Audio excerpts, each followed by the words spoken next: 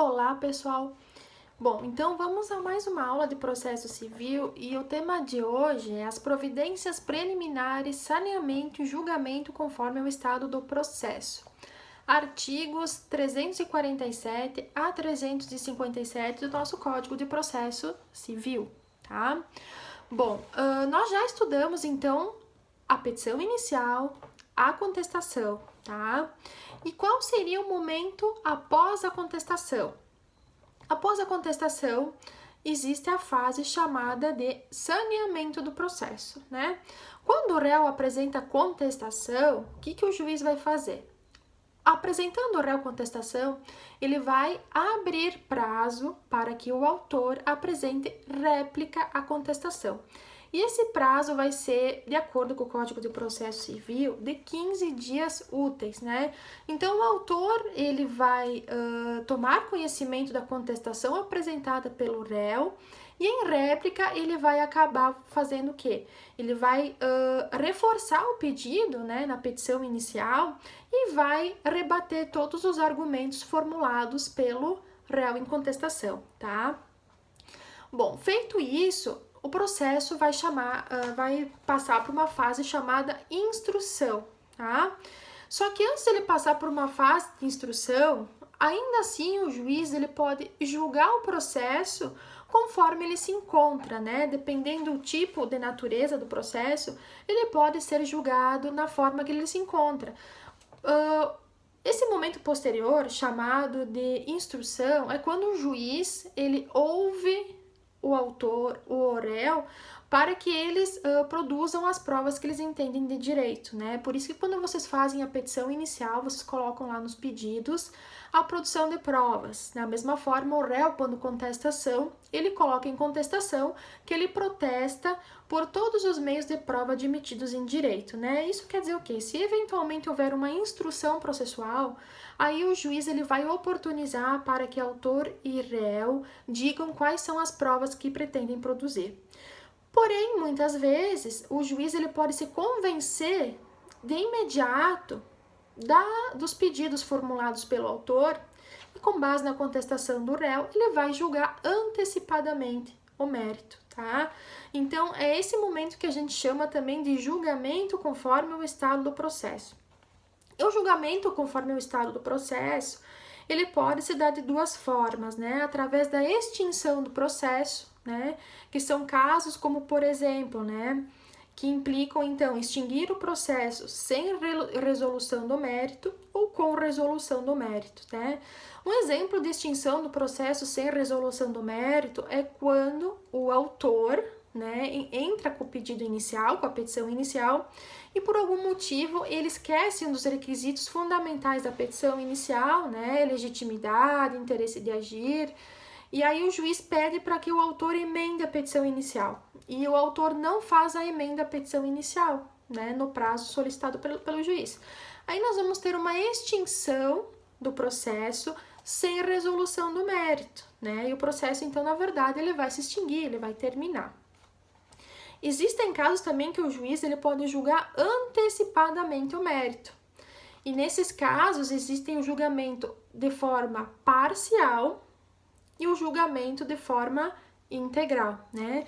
Um exemplo para vocês de julgamento antecipado do mérito, né? Naquelas demandas que envolvem, por exemplo, natureza tributária, né?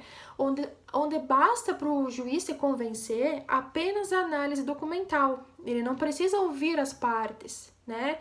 Se é uma prova de um cálculo tributário, né? Uma ação que verse sobre a inexistência de uma relação jurídica tributária, basta para o juiz ele se convencer nos autos das provas documentais, tanto elas trazidas pelo autor quanto pelo réu. Não vai precisar fazer uma audiência em que as partes tenham que ser ouvidas. Aí, dessa forma, o juiz está encurtando o processo, né? Nesse tipo de demanda, o juiz ele consegue se convencer basicamente nos documentos apresentados tanto pelo autor quanto pelo réu.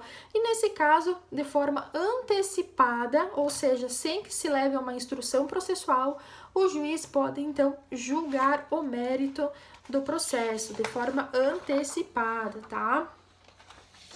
E esse julgamento ele pode se dar de forma tanto integral quanto parcial, né? O juiz ele pode analisar toda a demanda e, estando convencido de toda a demanda, de todos os fatos trazidos por ambas as partes, ele vai imediatamente julgar o pedido da parte autora. Isso se chama, então, julgamento integral do mérito. Existem casos, então, que existe o julgamento parcial do mérito. Quer dizer o quê? O juiz ele vai julgar parcialmente a demanda, né? Suponhamos que o autor faça uma série de pedidos na petição inicial e o juiz, na verdade, venha e se pronuncie quanto a um dos pedidos do autor, né? Vamos pensar, por exemplo, numa ação de cobrança que existe entre o autor, né, que é a parte credora, e o réu, que é a parte devedora. Suponhamos que nessa ação judicial de cobrança, o réu em contestação diga que ele é de fato devedor da dívida, mas ele conteste o valor apresentado pelo autor, né? O réu diz então na contestação que de fato a dívida existe, que ele é devedor, mas que aquela importância, aquela quantia apresentada pelo autor não condiz com a realidade dos fatos. Não é bem esse o cálculo que tem que ser feito, né? O que vai acontecer nessa demanda? O juiz, em primeiro lugar, ele vai decidir parcialmente a demanda, né? Ele vai dizer, bom, como o autor está pedindo a cobrança em relação ao réu e o réu, na contestação, tá dizendo que de fato ele é o devedor, bom, uma prova é certa, né? Nessa ação judicial, de fato, a dívida ela é existente e o réu é o devedor confesso. Então, ele pode julgar parcialmente o mérito na questão, enfim, de colocar a responsabilidade no autor de pagamento da dívida, né? Quanto às questões que envolvem, por exemplo, a importância devida, que é aquilo que o réu vai contestar, né, a questão de cálculos e tudo mais, isso o juiz pode deixar para decidir em um momento posterior, né, depois de uma eventual instrução processual em que for apresentada, então, tanto as provas produzidas pelo autor quanto as provas produzidas pelo réu, tá? Então, assim, providências preliminares, saneamento e julgamento conforme o estado do processo, é justamente o juiz ele poder decidir o processo logo após a contestação ou logo após a réplica, né? Dependendo do tipo de processo, ele já pode decidir o mérito e, com isso, já sair uma sentença.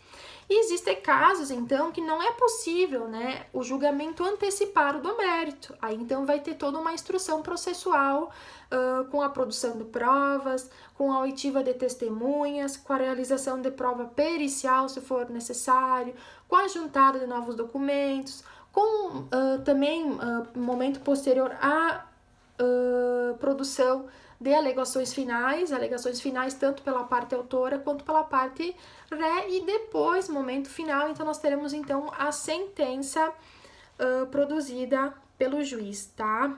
Outra forma também de extinção de processo, como eu utilizei para vocês de exemplo, né, que eu coloquei para vocês, que é nos casos em que o autor ele vai emendar a petição inicial, né, mas aí não faz isso no prazo, não faz a emenda, na verdade, a petição inicial, e o juiz acaba extinguindo o processo. Outra circunstância de exemplo que eu posso utilizar para vocês também, de extinção do processo, é quando, por exemplo, há uma autocomposição entre as partes, né? Autor e réu decidem firmar um acordo durante o trâmite processual. Aí o que vai acontecer? Nós vamos ter uma extinção do processo. O processo não vai ter produção de provas, não vai ter audiência de instrução, porque ali já tem, na verdade, um interesse de ambas as partes firmarem um acordo. Então, a gente vai ter um julgamento antecipado. Outro caso também de julgamento antecipado é a existência, então, de prescrição e decadência, né?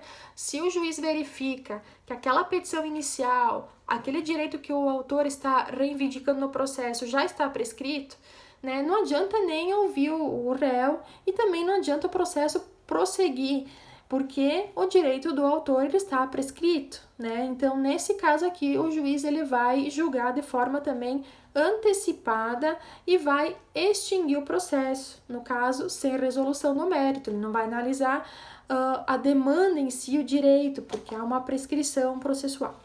Bom, quanto às previdências preliminares de saneamento e julgamento conforme o estado do processo, vocês têm lá o artigo 347 a 357 do Código de Processo Civil, que eu peço que vocês, então, façam uma leitura desses artigos. Então, quanto à aula 7, pessoal, seriam essas as minhas considerações. Um abraço para todos vocês.